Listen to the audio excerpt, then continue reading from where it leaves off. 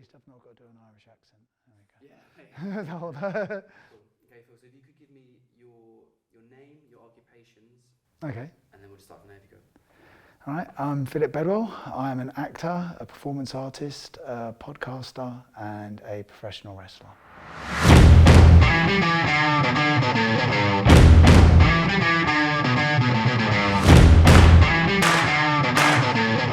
So I guess with the first character I developed was with my tag team partner Paul Ash, or Paul Dew. He is known as Ash in the wrestling circuit. He now promotes for the show you're at, UPW, and he's been my best friend of almost 3 decades now. And so yeah, me and him were like, we should be a tag team. And then we got to a point where I was going to become a bad guy on Paul, and we were going to feud. So yeah, I turned heel and then just stuck with it. I just knew how to pull people's strings and pull people's emotions, but then retiring and then coming back and actually working on something that's truly scary to me, which is to be a good guy and actually see people's compassion and yeah.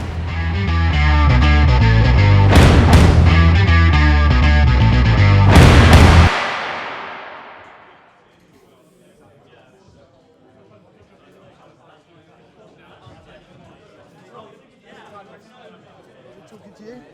Yeah, no, I get it. Go. Okay. Well, we're in Biggleswade. That would a bit like a travel promotion in the we're in Biggleswade in the Weatherly Centre. Wrestling today. Very excited about it. Over 2 decades doing this now, so yeah, sort of used to it. But it always gives me the nervous butterflies when I see the ring. Where's the other one? The biggest misconceptions about wrestling is it's choreographed. I think we've gone beyond the day of is it real or fake. I always say you can't fake gravity. So okay, if it's predetermined, so be it. I don't need to try and bury that anymore. That the curtain's been well and truly pulled back on that one. It's just this idea that we get months to rehearse a match before we go out there and everything is preordained, and also as well accidents never happen. And yeah, and they plan that. Oh, they know how to fake that. Oh, that doesn't really hurt them. It's like a trampoline in there. I wish we could dispel with all that. That's real metal. That's real balls. You know, there is some padding there, but it's not that much padding. You've got to. It's no better than hitting mats in judo. Okay, you can break fall in certain ways, but it still takes its toll. One famous wrestler once, Ricky Steamboat, said, you know your destination and you've got some waypoints you want to pass by, but how you get there, you're just going to take the wheel and see what happens. And I think that's a really good way to describe it. The best way I think I've ever seen it, it's really like stand-up comedy. Like you know your punchlines, you've got your bits that kill, but then at the same time, if the audience are buying something and you've not planned for it, you've got to have that thing in the moment to go, oh, they like that, give them more of that, and be able to change things on the fly.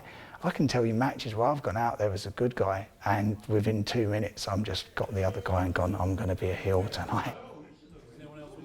Then we got the interval. It's the most fun part. Then we've started the second half with Ricky Calvey and Mr. Philip Bedwell. Calvey is up in 10. Way to show. See, look, there's no favouritism. I'm making all my friends lose.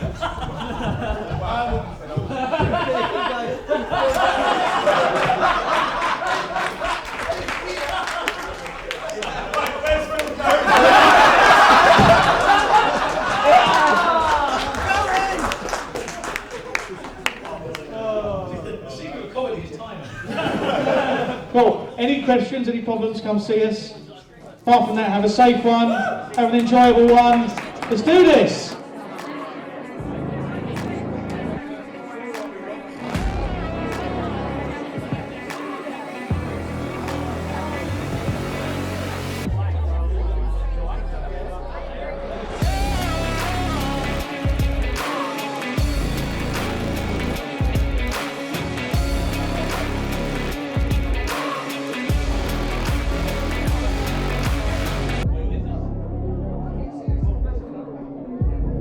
Retirement. So the original reason for my retirement was I was getting divorced. I was the world champion of Extreme World Wrestling. I'd been that champion for almost 2 years and I was exhausted. It was a really heavy character because it was coming in close to my dad dying at that time as well, and it was just like I need to think out how I'm going to navigate the next like 10 years and figure out what I really want to do, sort my body out, get rid of the pain, get rid of physical pain, get rid of the emotional pain, and just, yeah, start enjoying things again. It's an interesting one, actually. I do actually get quite emotional now. I just think it's quite deep, actually. I think about the match, I'm excited about the match. I think about my life quite a lot. I think about what I've done in my life and what I still want to achieve. I just feel quite a lot of emotion here, and then it's pushed out into the performance. It's the best way I can describe it is like having an emotional reservoir, and a lot of just whatever my life's gone through, and things, good things and bad things, and how I just build it all up in here, and then it all comes out there. Yeah, how do we say? Quite a few heavy years. A mum and dad that had a lot of trouble with each other and themselves, and when they couldn't always take it out on each other, they took it out on me and my sister. Yeah, it was I try not to be beholden to it, but it is still there. I try and work through it a lot. I see it still has its effects on me, and I hate that for it, but I don't hate them. They're wonderful people, and they did the best they could, and I have a lovely relationship with my sister now as well, but yeah, it definitely leaves its mark. I was there when my dad passed. That was very strange to see someone who sort of brought you into this world go out. Yeah, but I'm glad I was there. We got to have some conversations before he passed, which he was cognitive of, and I'm really glad we got to have them. There was some closure there. My mum and I, not so much. She actually weirdly passed away on my birthday as well, and I couldn't get there in time because it was just during COVID and stuff. So yeah, that was difficult. I did get to have a conversation with her on the phone. Me and my mum had a very tumultuous relationship, even right up until the end. So, but the last phone conversation I had with her, she said that, you know, you made my day for calling me Phil, and I'll just have to take that until I see her again. There's been grief in my life recently with losses of children, and that's obviously part of who I am.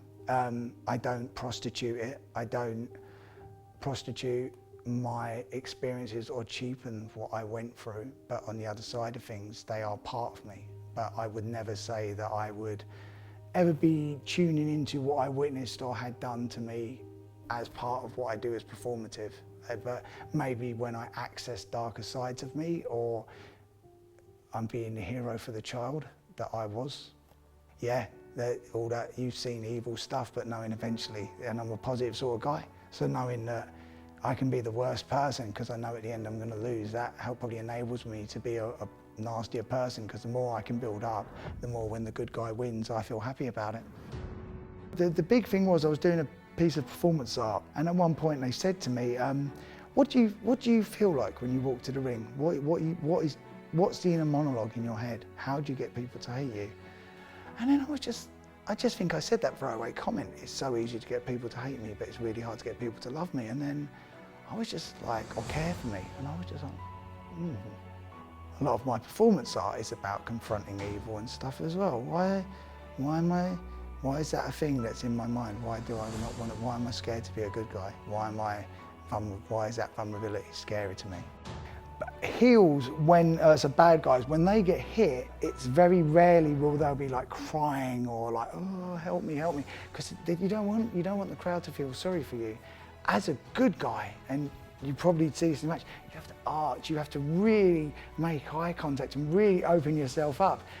You have to be strong enough that people can identify with you and want that vicarious living through you, but also you have to be vulnerable at the same time, and it's getting that mix there. It's just still very tricky to me, getting that understanding, and it's scary sometimes.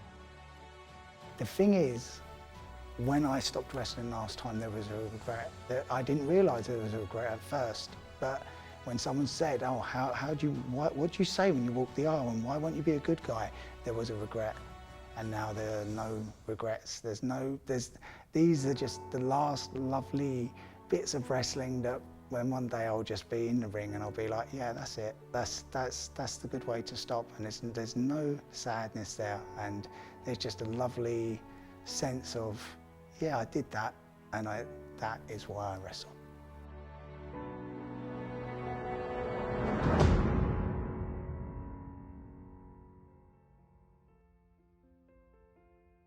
But there's an authenticity of the emotion. Everything I do in there, I believe. I'm not really trying to hurt him, but my character is. I'm really trying to win. I'm really trying to help those fans believe that the good guy can do it. And even if he can't, he's giving his best. And I think that's a big thing for me as well. It's one of the things I've said and read quite a lot. There'll be one day in everyone's life where the forces marshalled against you will be too much and you won't be able to beat them, but it's how you stand up to them in those moments that shows you your true character. So that's, for me, win or lose, good or bad, if you in that moment you just give all that you have of yourself, then that's all you could do. Awesome. Thank So you. yeah. We'll let you just do your thing now. We'll just Plus I've just drunk a load of pre-workouts.